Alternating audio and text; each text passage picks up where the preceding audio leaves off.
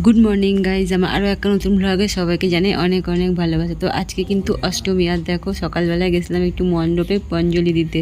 আমি আর মেয়েই গেছিলাম, আর দেখো এখন অঞ্জলি দিয়ে চলেও এসেছি। আর এখানে বর বাজার করে নিয়ে এসে, তো ওগুলোই এখন ফ্রিজে তুলে রাখছি। দিয়ে সব রবিবার পর্যন্ত সব বাজারই করে নিয়ে আসে একবারে, তো সেই বাজারগুলোকে এখন ফ্রিজে ঢুকিয়ে রাখবো। তো ভিডিওটা প্রথম থেকে দেখতে থাকো।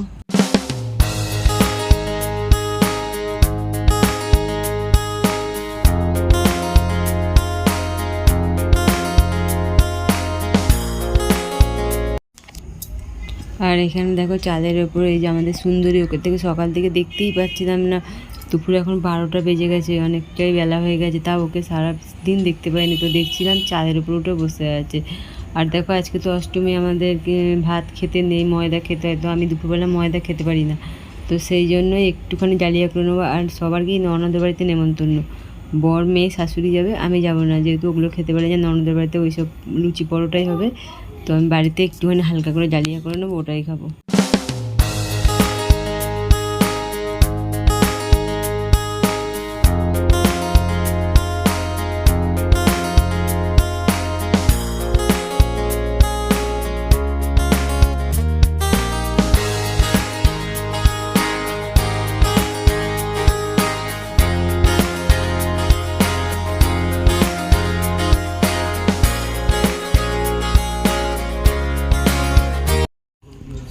তো ডালিয়াটা কিন্তু আমার কমপ্লিট হয়ে গেছে বানানো। আর দেখো এটাই আমি খেয়ে নেবো, আর তার আগে মেয়ে আর বর চলে যাবে, তারপরে আমি খাবো। আর ওরা যাবে হচ্ছে কি ওর পিসির বাড়িতে।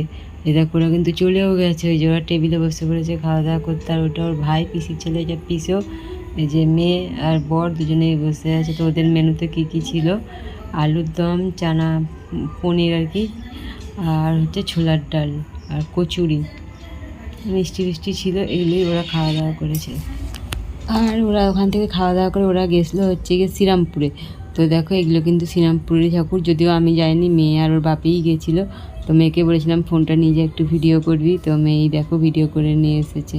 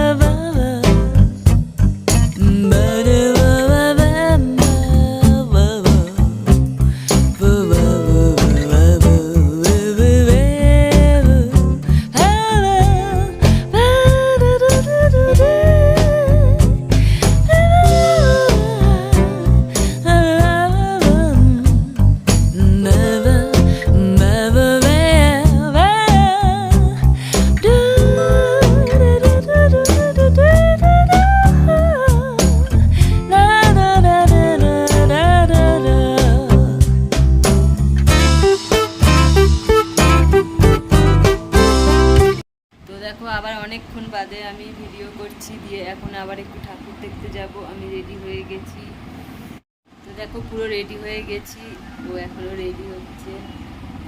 বর গেছে দোকানে, তো বর আসলে বেরোবো।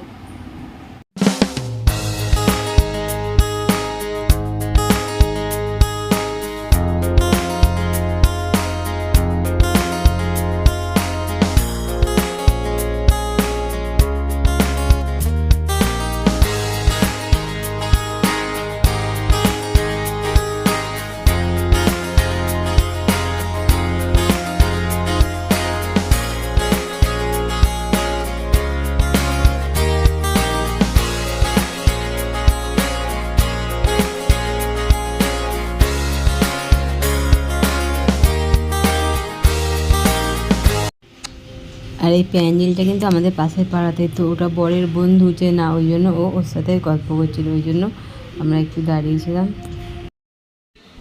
তো এই প্যান্ডেলটা আমার বাড়ির সামনেই, এখানে চিচিং ফাঁক করেছিল, এত সুন্দর চিচিং ফাঁক বলছিল আর দরজাটা খুলে যাচ্ছিল, তো নিজেই দিয়ে ভেতরে দিয়ে এরকমই করেছে প্যান্ডেলটা, ভালোই হয়েছিল।